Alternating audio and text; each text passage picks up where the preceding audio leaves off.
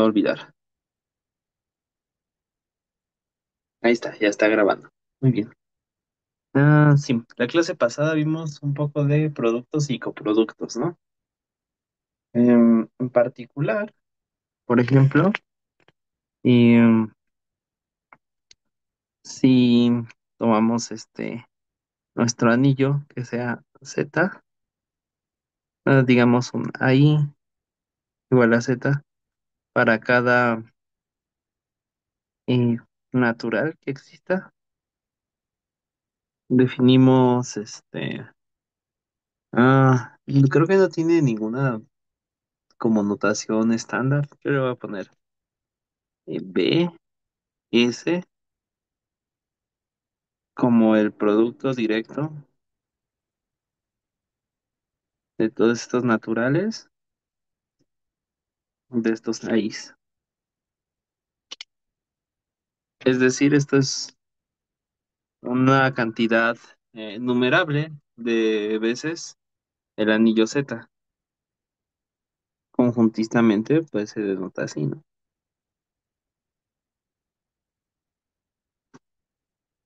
Y este se llama el grupo de Baer-Speaker.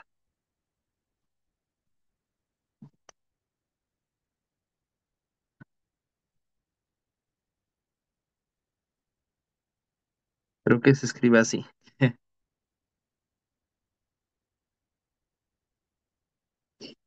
Por ejemplo, este eh, es un ¿qué? Pues Z es un Z módulo sobre sí mismo, pero un Z módulo es simplemente un grupo abeliano, ¿no? Sí. Entonces, pues esto es simplemente un grupo abeliano.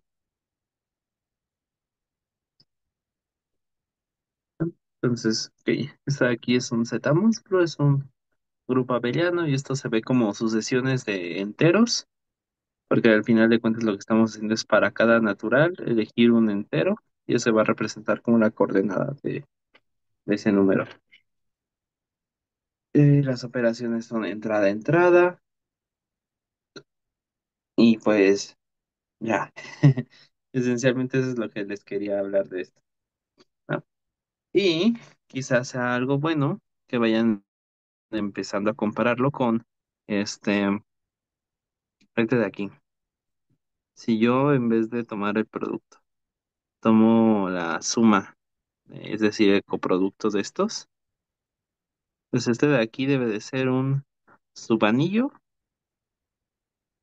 o un submódulo más bien. En este caso, si solamente consideramos la estructura de Z módulo, de este de acá, ¿no?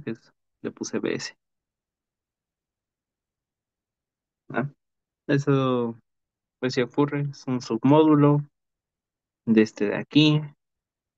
Este de aquí, por ejemplo, como que parece que sí tendría una base, ¿no?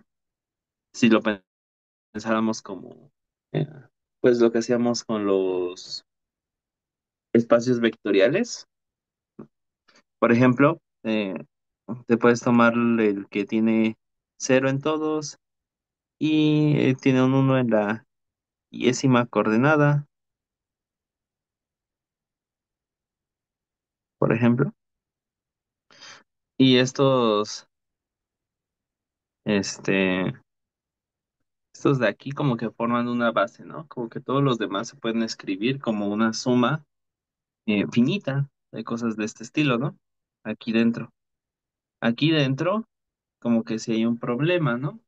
Porque en principio podemos tener sucesiones que eh, pues continúen infinitamente, entonces como que no puedo escribirlo como una suma de esto. En todo caso lo tendría que escribir como una serie de esto, ¿no? Lo cual es una cosa curiosa. Ya después entraremos bien en detalle de qué significa tener una base y qué pasa con esto. Y en todo caso preguntarnos, ok, esto de aquí como que parece entonces que no va a ser base, pero ¿puede tener alguna base? Porque Z como que sí tiene una base.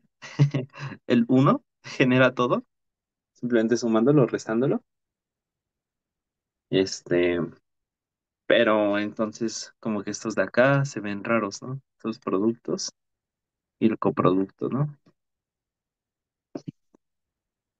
Entonces ya después entraremos más en detalle con eso, pero pues aquí está, este grupo para que lo tengan en mente.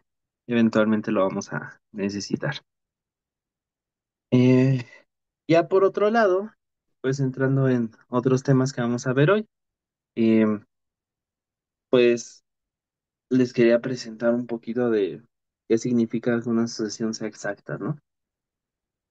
Y pues ustedes ya saben la definición de exactitud, ¿no? Entonces, por ejemplo, siempre vamos a tener, eh, bueno, más bien en general, siempre nos van a interesar sucesiones exactas de este estilo, ¿no?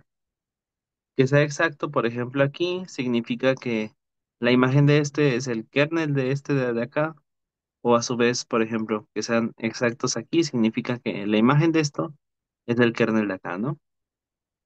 Ujú. Entonces, va, ok. Entonces, ok. Una primera cosa que podemos ver aquí, F siempre va a ser inyectiva, ¿no? Porque la imagen de este es el cero y este de aquí, el kernel es entonces cero. Entonces F es inyectivo. Entonces, en cierto sentido, como que esta parte de aquí nos dice que A debe de ser más o menos un submódulo de B.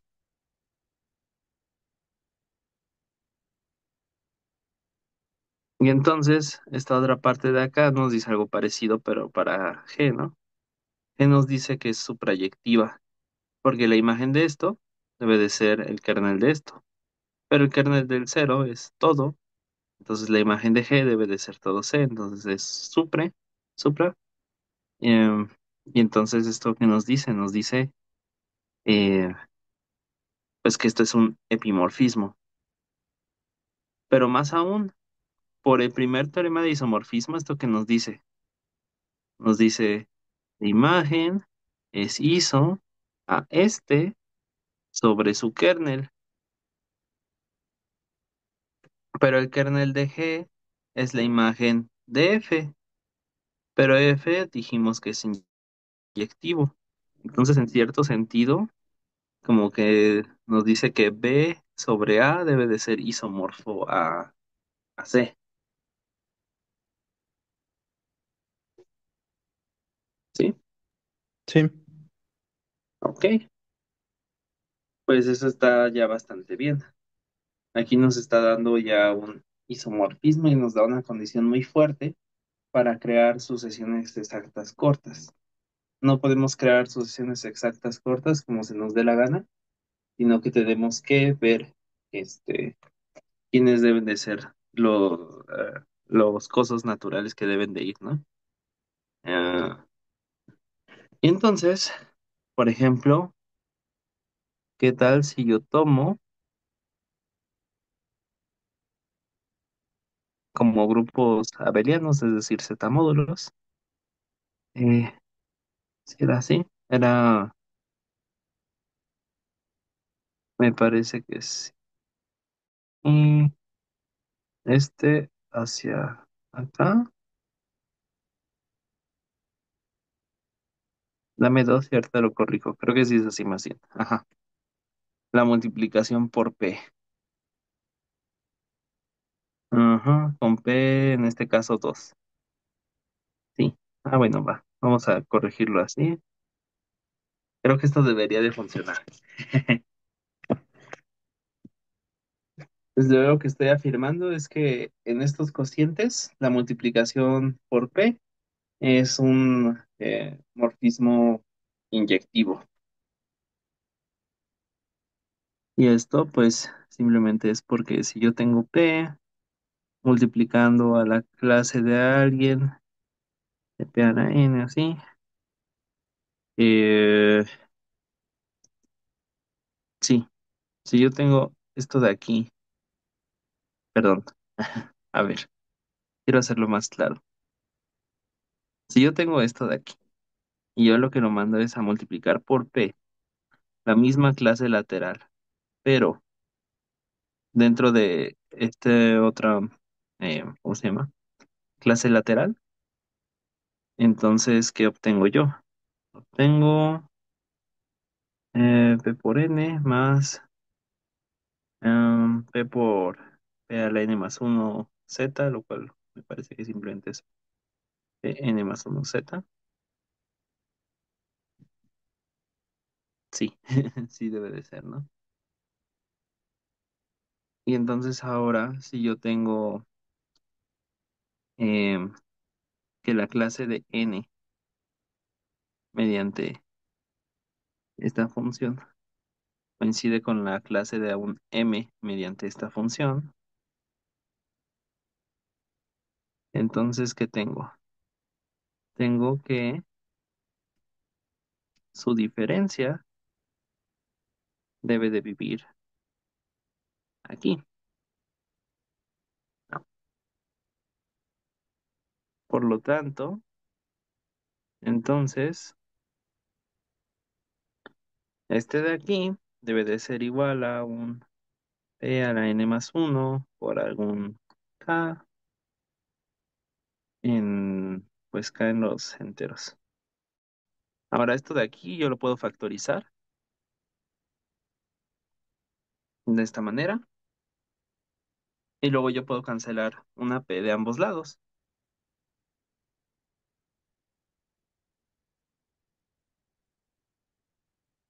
Sí, Sí. porque estamos en un dominio entero.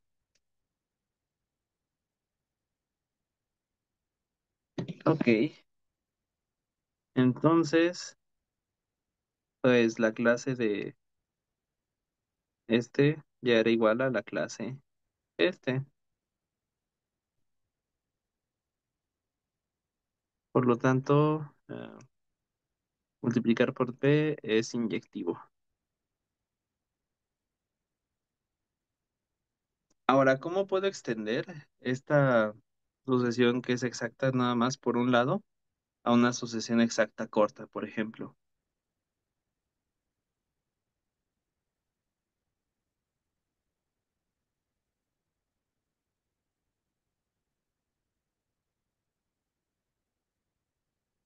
Pues aquí nos está dando más o Ujú. menos la fórmula, ¿no? Sí. Justamente, ¿no? Entonces, como que lo que quisiéramos extender sería como con un término hacia el final, ¿no? Entonces, tú tienes este, tienes P a la n z, tienes tu multiplicación por P, tienes n más uno z, y aquí debes de poner a alguien. Este de aquí entonces debe de ser este sobre este, pensándolo como submódulo. O mejor Mm. aún, este de aquí sobre este kernel de acá. La imagen de este kernel de acá, en todo caso, más bien, ¿no? Pensándolo ya mediante la identificación. Entonces, debes de tener este de aquí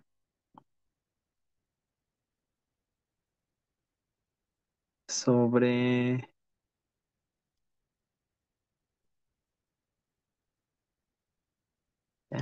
¿sobre qué? Es sobre esta imagen, ¿no? Imagen de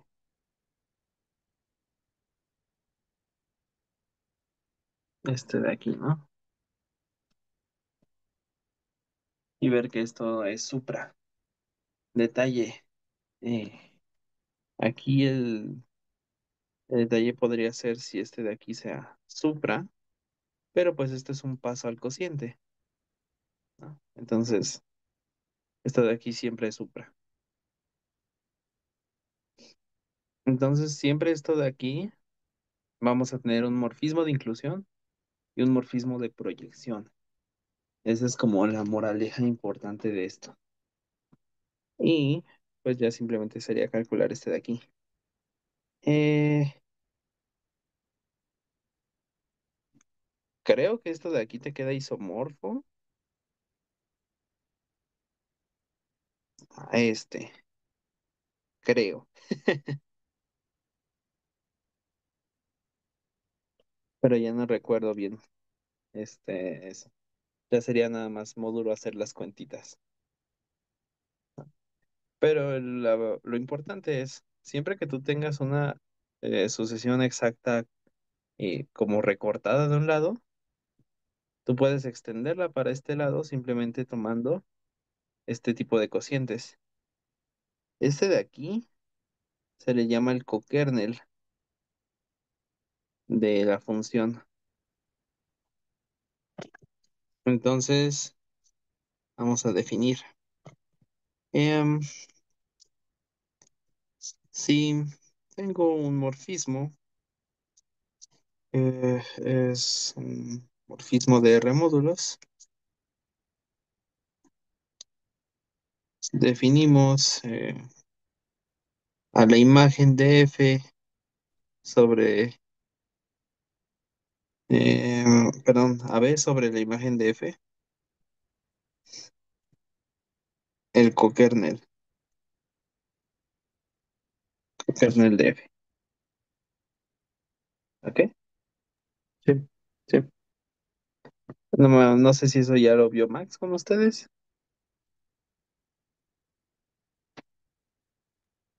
Bueno, es que falté un día. No sé si lo vieron ese día, pero en los demás no.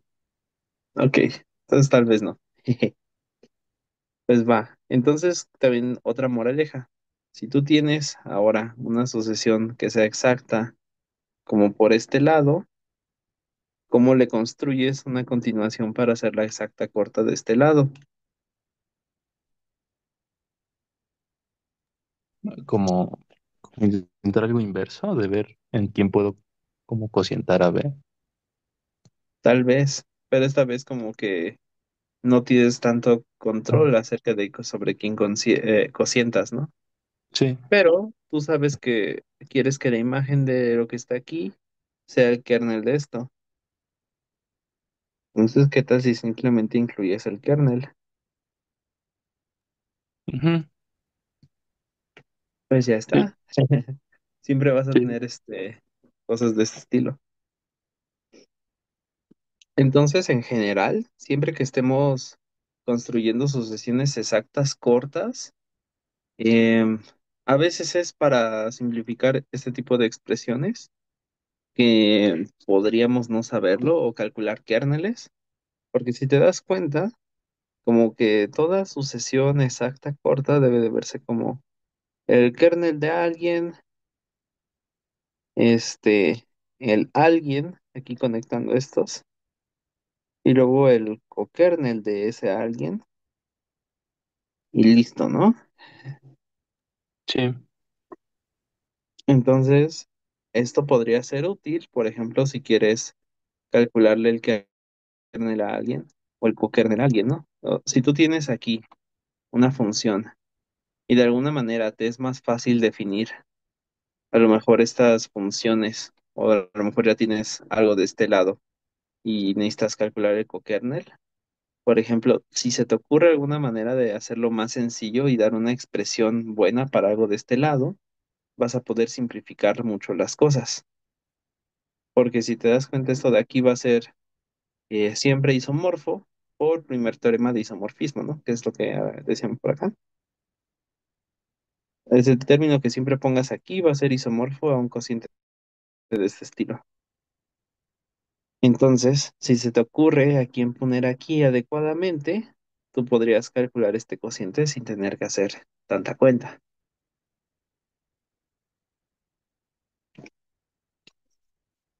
¿Se entiende eso? Sí. Vale. Pues entonces, no sé qué más avanzar respecto a exactas. Max ya no me especificó demasiado. Eh,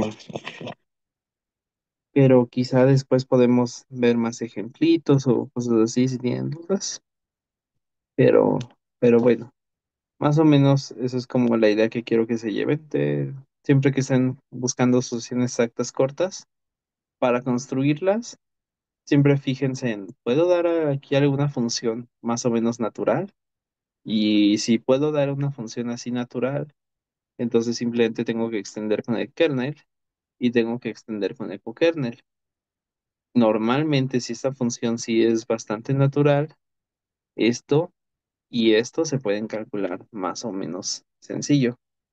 Y ya simplemente es adaptarlo y escribir cómo quedarían pues estas funciones, ¿no? Aquí te va a quedar una inclusión, aquí te va a quedar una proyección. Y si tienes alguna descripción de esas funciones, pues listo, ¿no? Sí, Vale, pues entonces vamos a ver otro resultado que me pidió Max que viéramos. Y este es uno, eh, pues bastante interesante. A ver, la idea va a ser tomar a M un R módulo y vamos a tomar I un ideal de R,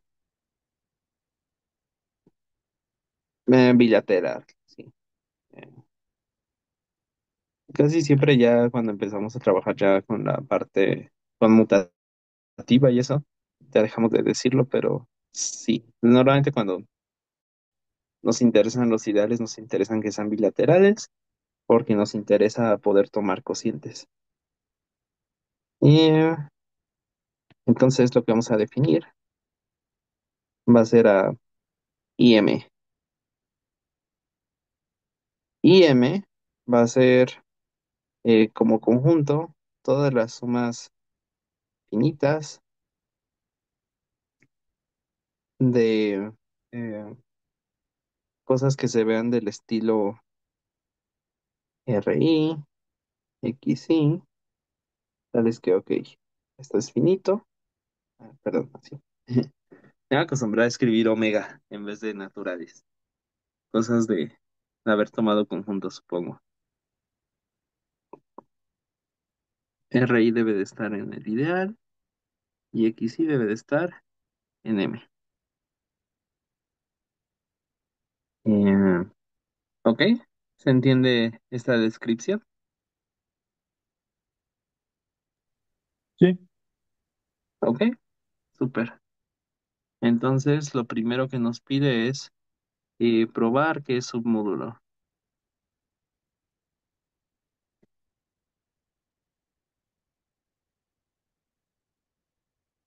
Entonces tenemos que ver, eh, me parece que tres cosas, ¿no? Necesitamos checar que tiene al cero, que es cerrado bajo sumas y que es cerrado bajo eh, la acción de R, ¿no? Es decir, multiplicar por el lado izquierdo. Entonces vamos a hacer eso. Observemos que como M, em, pues sí, M no es vacío, porque es un módulo y cero pertenece a ¿cómo se llama? Ahí, al ideal. Entonces, cero por alguien en M, que es cero, vive en mi M, ¿no? Simplemente para cualquier M que vive en M. En particular para alguno, porque es no vacío, ¿no? Ahora, si yo tengo un A, digamos que se ve como una suma de algunos RIs, MIs, Y yo tengo a B igual a la suma de algunos otros, de hecho hasta voy a ponerle diferente índice. SIs, N, perdón, NJs, SJs, son dos elementos de IM, entonces, pues A más B debe de ser igual a toda esta sumota, ¿no?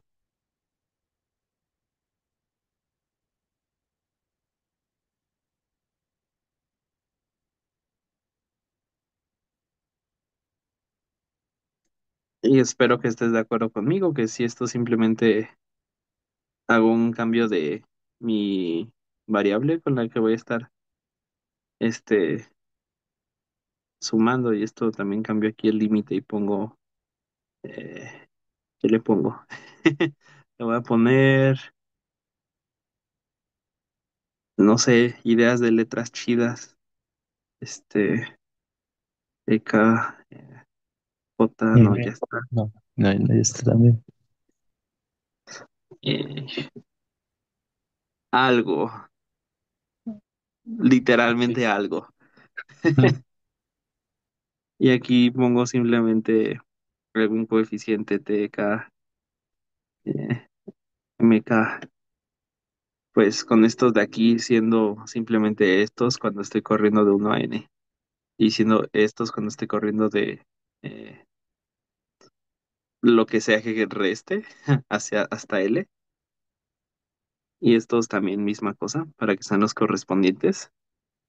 Pues esto vive en IM, ¿no? Simplemente son dos sumas finitas sumadas de cosas que ya estaban en el ideal por cosas que estaban ya en el módulo, ¿no? Entonces, esto de aquí como que no tiene ningún problema, ¿no? Ujú, sí, Ok, entonces, finalmente, si tenemos un R en R, R por A, por ejemplo, es R por esta cosa, pero pues si yo distribuyo, puedo poner a R adentro, MI. Ahora, este de aquí vive en el ideal, porque es un ideal. Por lo tanto, esto vive aquí.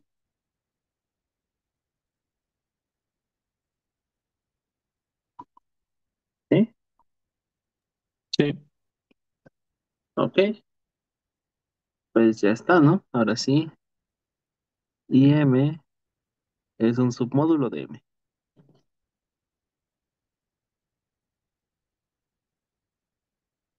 Entonces, pues, este submódulo que puedo crear debería de parecerse en algún sentido más o menos a la relación que tiene I como submódulo de R, ¿no? O al menos esperaría que quizá eso sería algo bueno, ¿no? Y,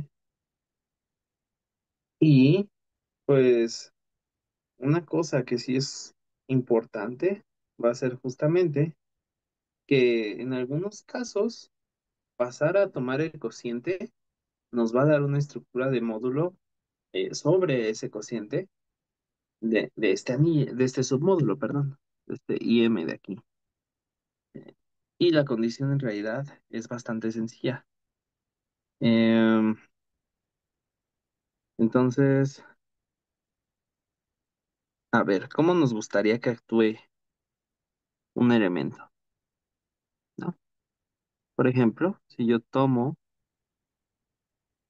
este aquí, ¿cómo me gustaría que actúe en alguien de IM?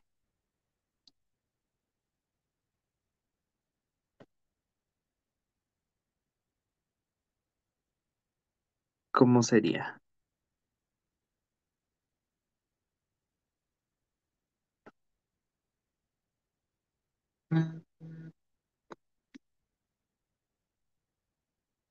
pues como Bueno, yo digo así como natural, de que no más el R como que multiplique y ya. O, Ajá. Ah, ok, cierto. Perdóname.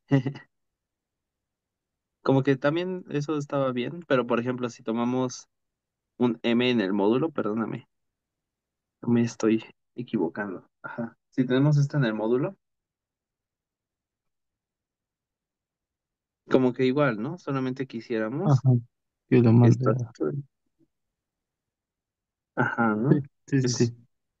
y este es un elemento de M.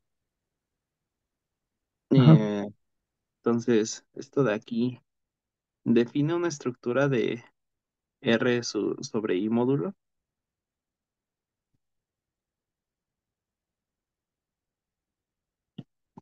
Pregunta, ¿qué problemas ves? ¿Qué problemas no se ven?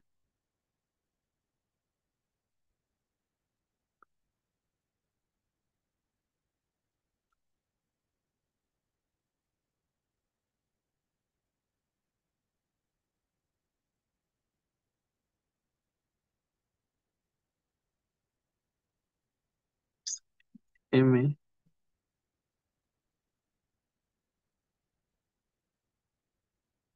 De hecho, ya estoy escribiendo aquí un sí, solo sí. sí. Ah, pues el sí y solo sí de esto es si IM es igual a cero. ¿Sí?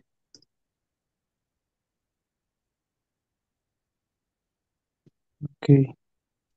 Y que IM sea igual a cero quiere decir que simplemente como que todo lo que multiplique I por alguien de M debe de volverse cero.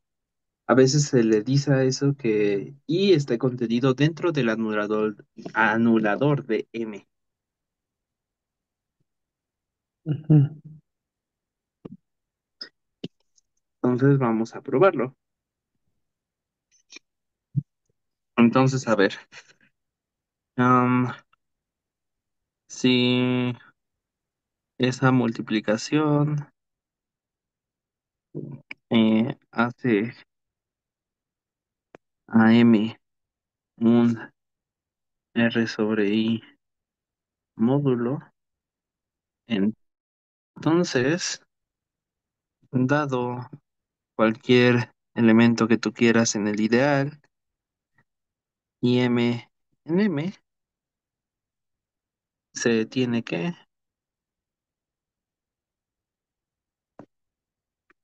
se tiene? Se tiene que R por M debe de ser igual a entonces la clase de R por M. Pero este de aquí es la clase del cero, porque este de aquí está en el ideal. Por lo tanto, este es cero. Por lo tanto, IM debe de ser cero.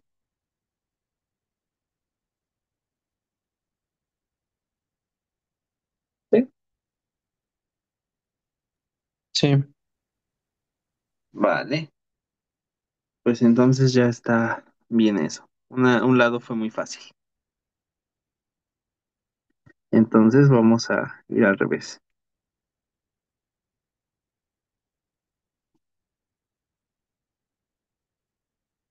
Si yo tengo que IM es cero,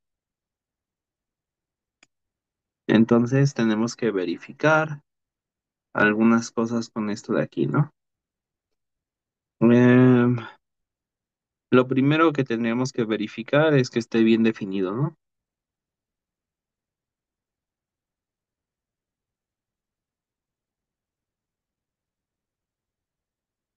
Es decir, si yo tengo R y S en mi anillo, son tales que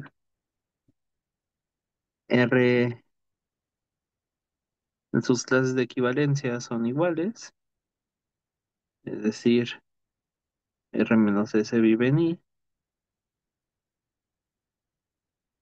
entonces R menos S por M vive en IM y este es cero. Por lo tanto, R menos S por M es igual a cero, o lo que es lo mismo, RM es igual a SM. Por lo tanto, la multiplicación está bien definida.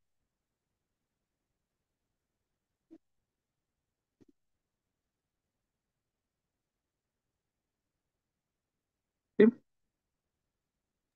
Sí, Va.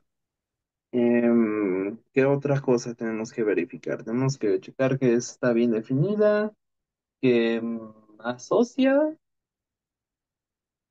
eh, pues sí, ¿no? O sea, y si yo tengo este de aquí multiplicado por este de aquí, cuando en este de aquí, este es igual a eh, esto de aquí, lo cual es igual a esto de aquí porque M ya es un R módulo, y pues este de aquí es R por S y estando en M, y pues esto de aquí sí es realmente lo que quisiéramos que sea, ¿no?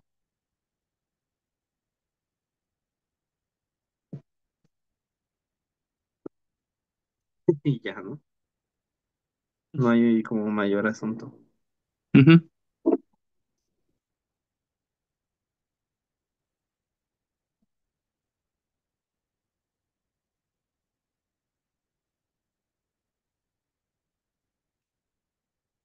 Entonces, ok, eh, las distributividades, ¿no? Pero pues más de lo mismo, ¿no?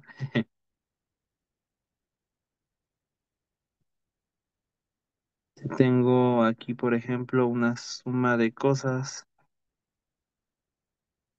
actuando en M, pues esto es simplemente su suma actuando en M, puede ser R más S actuando en M, lo cual es R en M, pues es en M y lo cual, pues ya, te da lo que quieres, ¿no?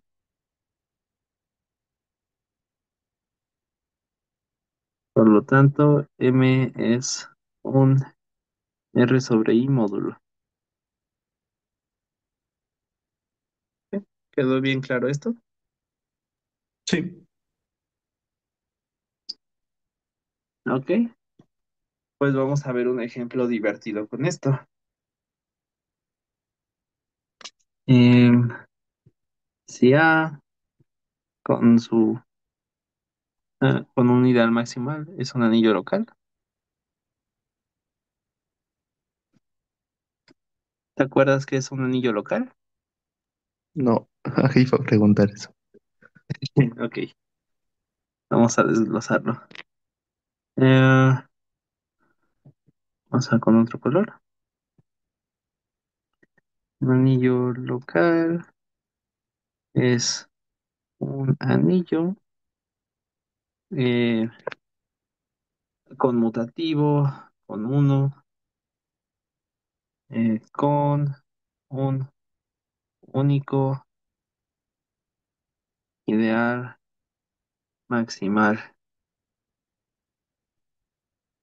Al escribir esta notación, yo lo que estoy diciendo es, este es el anillo y este es su único ideal maximal.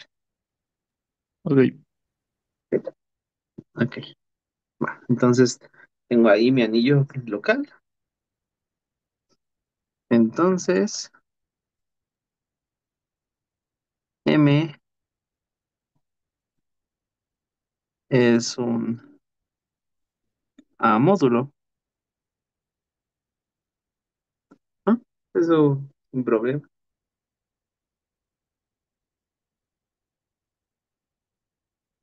no.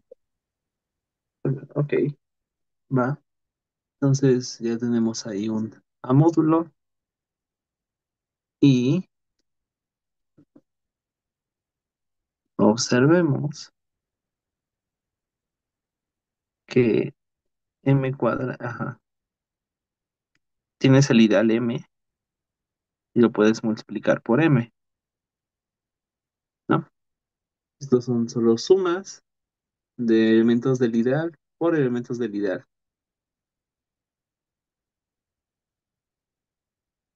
¿no? Entonces, esto de hecho es simplemente m al cuadrado, con las operaciones usuales de ideales en anillos. ¿Estás de acuerdo? Sí.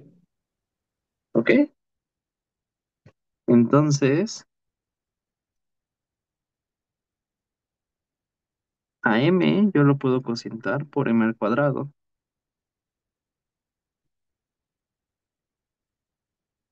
Y este de aquí es un a sobre m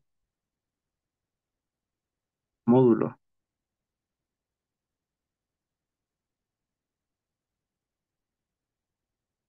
¿Por qué?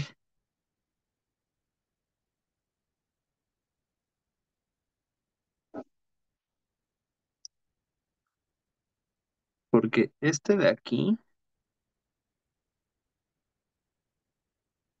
es un a módulo,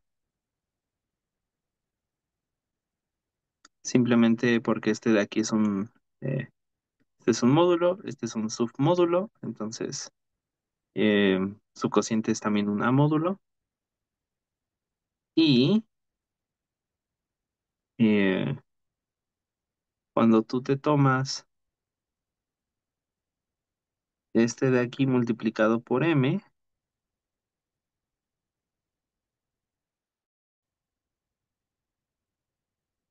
¿quién te queda? Te queda m cuadrada sobre m, lo cual es cero. ¿Estás de acuerdo?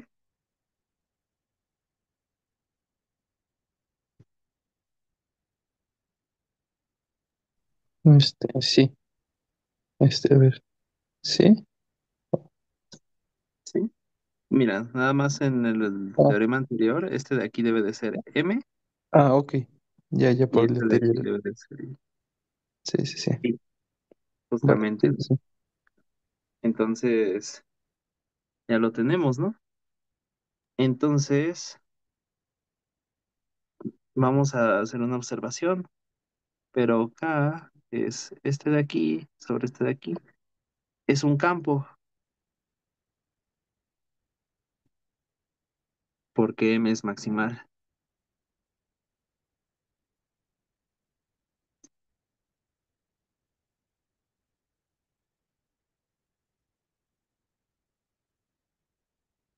Entonces, M sobre M cuadrada es un K espacio vectorial. ¿Sí?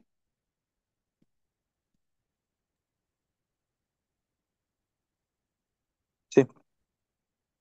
Ahí está. Entonces, definición. Si AM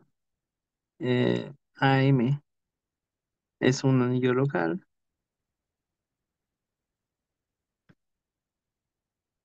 definimos el espacio tangente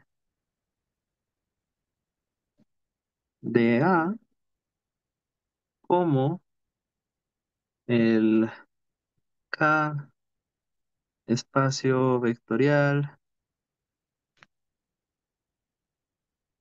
M sobre M cuadrada dualizado. Eso es dual. Y su espacio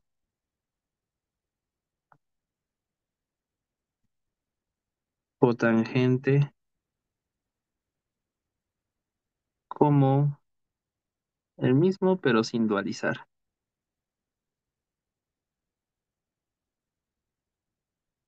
¿Ok? Ok. Esto está curiosito, pero tiene en realidad un motivo de ser. Entonces, pues ya los últimos 10 minutos, si quieres, vamos a trabajar en un ejemplo. Y el resto de la proposición que me dejó ver Max la seguimos viendo el lunes, pues no sobrecargar esta sesión y tener también cosas que hacer el lunes. Bueno, está bien. Vale, pues entonces vamos a hacer una cosa sencilla. Mm, por ejemplo, vamos a dibujar primero. Y ahorita vemos cómo funcionan las cuentas. Tú te puedes tomar esta curva de aquí, ¿no?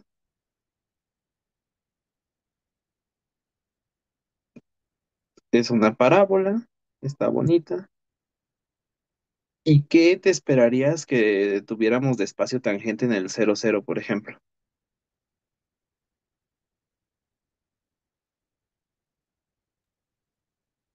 Pues, Como que el eje X, ¿no? Como que pues sí, tendríamos... Sí, ¿no? sí. Sí. Entonces, bueno, ¿qué tal si hacemos un poquito de que solamente moviendo las manos y haciendo álgebra? Eh, consideremos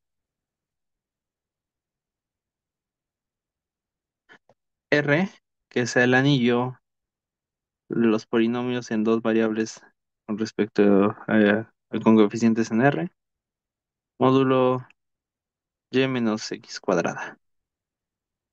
Es decir, y es igual a x cuadrada, ¿no? Porque esto de aquí se hace cero cuando pasamos al cociente. Ajá. Entonces, em, mi ideal generado por estos dos, que en realidad es generado por x, x cuadrada, es igual a en realidad solo el generado de x, es un ideal de R, ¿no? Sí. Y podemos, y es primo, ¿no?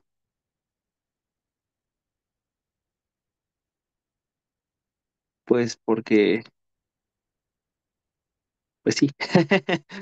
Si tú tienes a ver, si tú tomas, por ejemplo, el cociente de esto, es como si mataras a la variable x, ¿no? Y simplemente te quedara eso. Entonces, esencialmente solamente te quedaría R, ¿no? Entonces, de hecho, es maximal. Es primo y podemos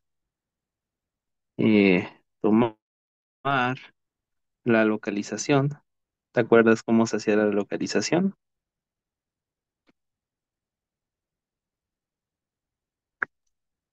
Mm, no muy bien. Pues esto de aquí, a lo mejor solamente vale la pena recordar que son cosas del estilo A Ah, sobre B, tales que A es un elemento de R y B es un elemento de R el menos 1. complemento, Ah, ajá, de un conjunto multiplicativo. En este caso, ajá. el conjunto multiplicativo es todo lo que no está en mi Mm, ideal primo. sí. Va. Entonces, este de aquí tiene esta localización y su ideal máximo, ¿quién es?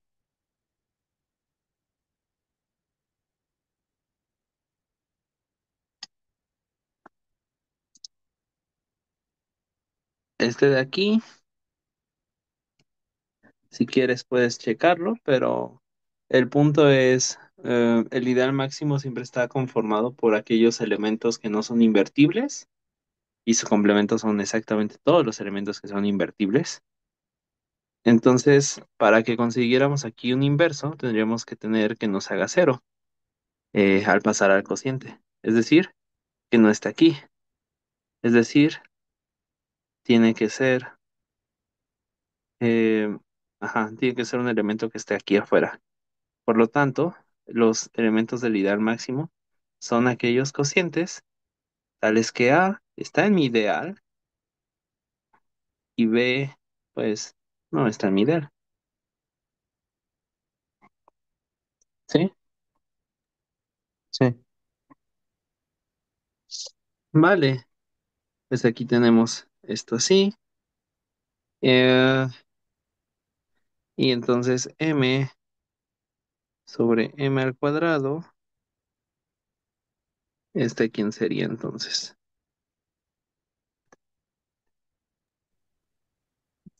Serían como aquellos elementos, salvo que sean el cuadrado de alguien, ¿no?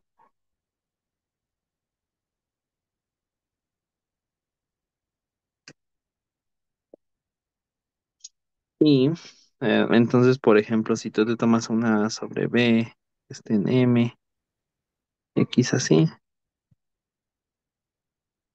este de aquí en principio se ve como alguien que sea un múltiplo de x, entonces se ve como alguien así, polinomio, bueno, en principio en dos variables, ¿verdad? Pero cuando estemos en el cociente vamos a poder sustituir y por x cuadrada. Entonces, esencialmente es un polinomio en x, básicamente, y este de aquí también es otro polinomio respecto a x, cosas que se vean de este estilo. Y entonces decir que no viva en el cuadrado, lo único que quiere decir es que de aquí no tengas, por ejemplo, una x cuadrada, ¿no? Entonces quiere decir que x no divide a p de x, ¿sí? Porque x no divide a q, de hecho, porque este de aquí vive fuera de este ideal. Entonces, alguien está en ese ideal, si solamente sí, x lo divide. Este de aquí no está, entonces no lo divide. Por lo tanto, m sobre m cuadrado lo puedes pensar como simplemente aquellos x, px sobre qx, tales que x no divide a px.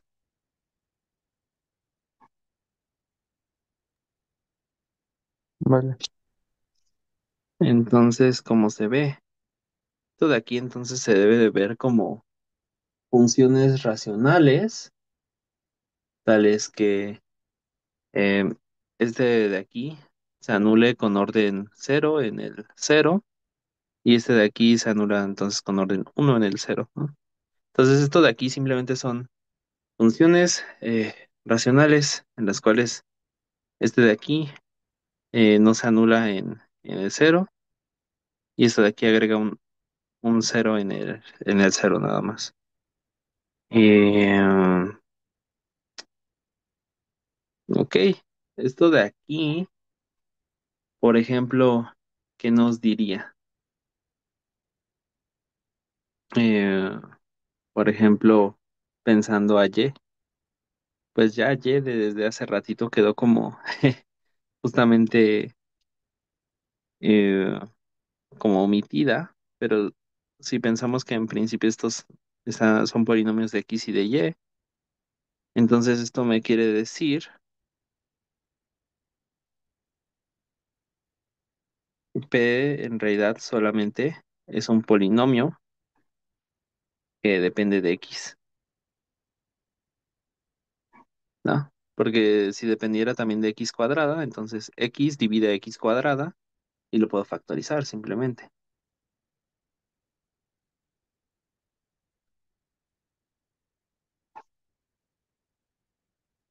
¿no? Entonces lo que nos está diciendo en cierto sentido es como que Y debe de ser igual a cero, más o menos, ¿no? Entonces, este espacio vectorial sobre, de hecho, ¿quién debería de ser el campo residual? Es este de aquí, sobre este de aquí, y pues esto debe de ser isomorfo a tu anillo que tenías y el ideal que generaba lo cual es simplemente R. Entonces, este espacio vectorial, como que lo que está pidiendo es que Y sea igual a cero.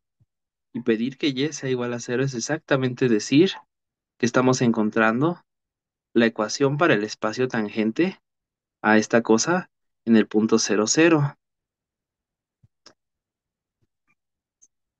Ok, Sí, y eso pues está curioso, pero en realidad funciona en general. Yo aquí me tomé este ideal porque esencialmente estoy representando que debe de ser x menos a, y menos b para representar al punto a, b en RR. Entonces al poner cero y cero estoy representando al origen. Y al hacer todas estas cuentas estoy calculando realmente el espacio tangente en el origen a esta curva que yo dije.